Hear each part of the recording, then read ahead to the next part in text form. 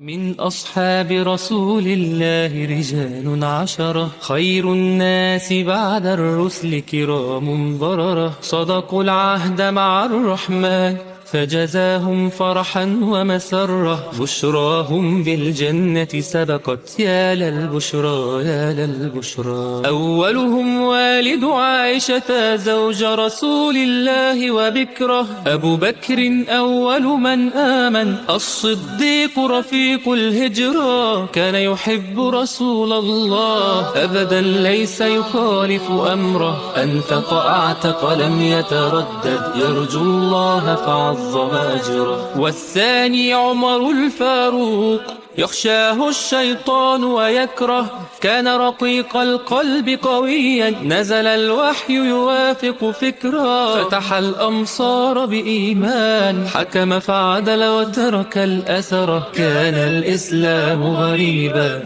حتى أعز الدين بعمر.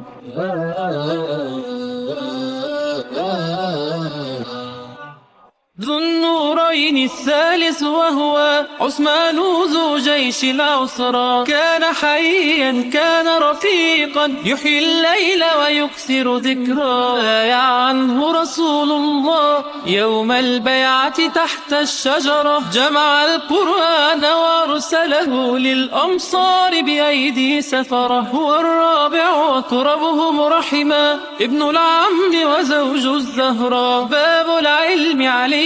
كان ولي رسول الله وظهرا، كان كهارون إلى موسى يحفظ سره يشدد أزرا، أحب الله محب علي وابنيه الحسنين الخيرة. من أصحاب رسول الله رجال عشرة، خير الناس بعد الرسل كرام بررة، صدقوا العهد مع الرحمن فجزاهم فرحا ومسرة، بشراهم بالجنة سبقت يا للبشرى يا للبشرى.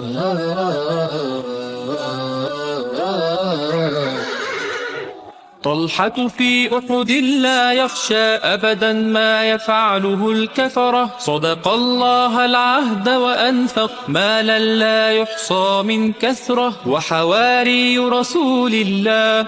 الزبير سريع الكرة، يعدل ألفا بين الناس لا يحمل حقدا أو غدرة، سعد خال رسول الله جاهد للإسلام ونصره، كان مجاب الدعوة أبدا وتقيا لا يطلب شهرة، وسعيد بن زيد ابن عمرو بن نفيل ذي الفطرة، خاض حروبا قاد فتوحا وشجاعته رفعت ذكره، والزاهد عبد الرحمن ابن العوف وسيد زهرة، تاجر صدق ينفق كرما أما رسول الله وبره، عامر وهو أبو عبيدة لم تستطع الدنيا أسره، فتح الشام أمين الأمة عرف الناس جميعا قدره. من أصحاب رسول الله رجال عشرة، خير الناس بعد الرسل كرام بررة،